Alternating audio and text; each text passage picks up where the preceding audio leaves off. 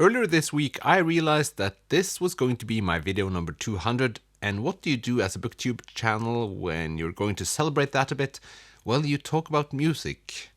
Because earlier, before all of this YouTube adventure started, I couldn't read a book unless I listened to music.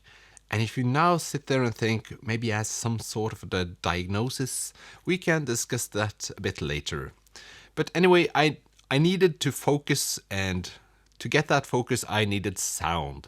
So this video will be a bit about the records that made it all possible. I've sort of tried to put these records into a bit of a category, and the first category is sort of world music, which is a terrible term, and jazzy sounding records. And we'll start off with maybe one of the most important records of my reading life and in my life in general, and that is Keith Jarrett and the Köln concert, or Cologne concert.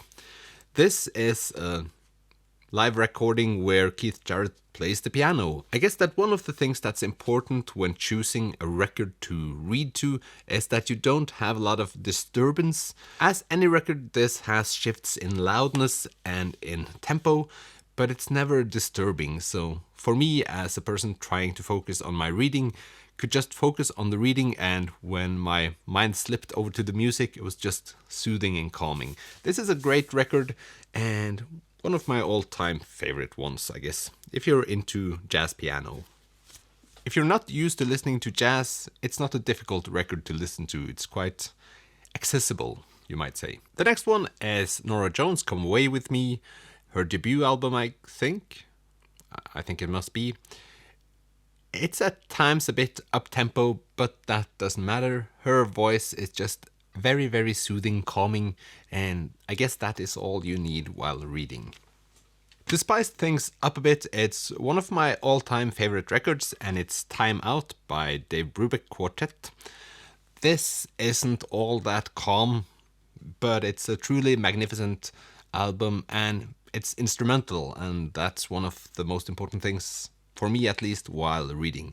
It doesn't need to be instrumental, but I feel like that helps a bit. I'm probably going to say this a lot, and I have already said it, that these are all kind of some of my favorite records. But the next one is the most important one, because that's the album I started listening to while I read. And that is a record by an artist called Miriam Stockley, and her debut album. She has been a voice artist for a lot of other artists and for movies, like Lord of the Rings, for example. And this is just... it's a record with an atmosphere like no other. It doesn't belong in any of these categories. It's more like a world music album.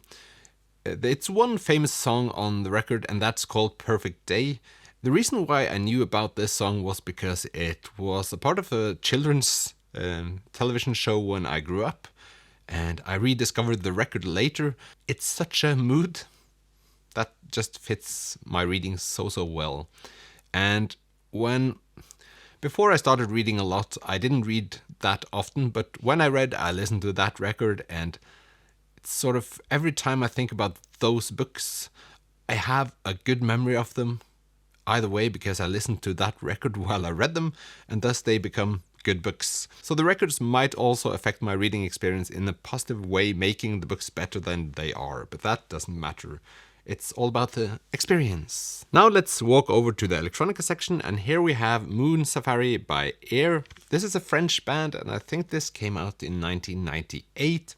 It is a classic, and it's the record I might listen to while reading if I'm kind of all over the place, because it is electronica, and it's not only slow-paced stuff, even though there are some slower tracks here. But this makes me focus more if my mind is traveling everywhere. When I think about it, some time has passed since last time I did listen to music while I read. I want to try it out again to see what has been the difference.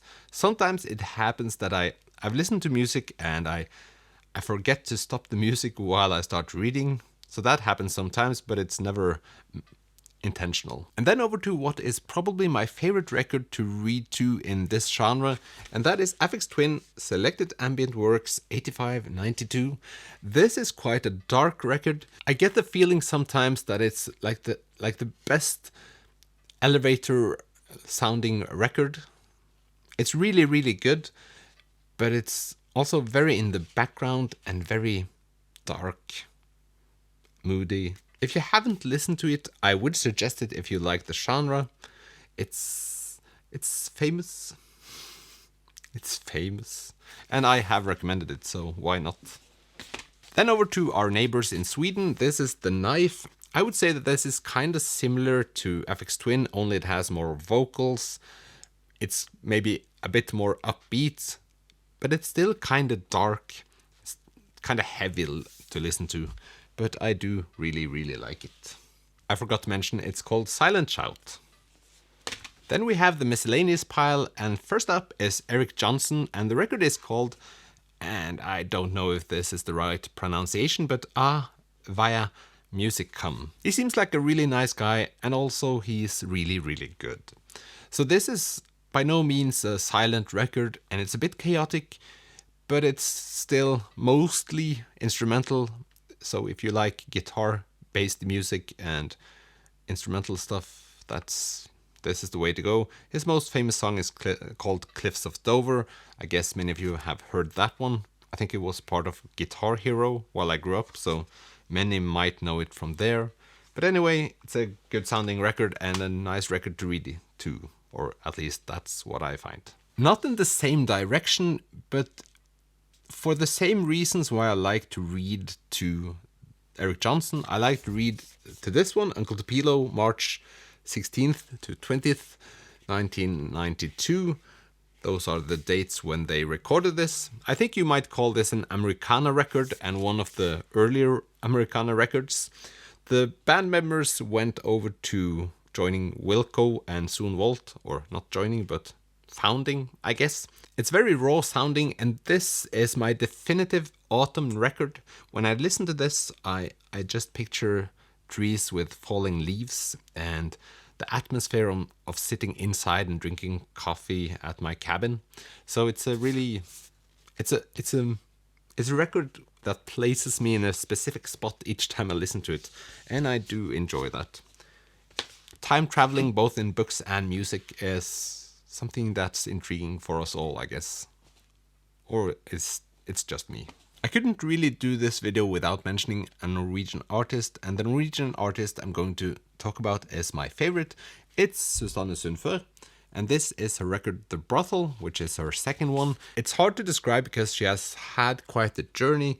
This is more electronic than her first one, and maybe her first record is more based around the piano, while this is based around the electric piano.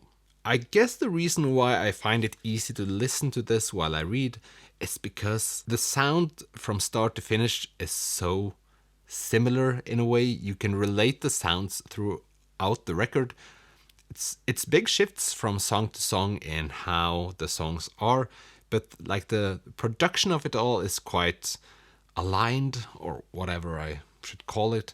It just feels like it's all part of one big thing instead of songs. I guess in the music realm, this is something people talk about all the time, that we've gone away from making records and into singles for Spotify, and that's true, but some records just sound brilliantly produced either way, and they have a connection from song to song.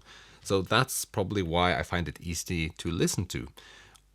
Also, some of the songs are just beautiful and calming, and yeah, this is one of my top 10 albums of all time.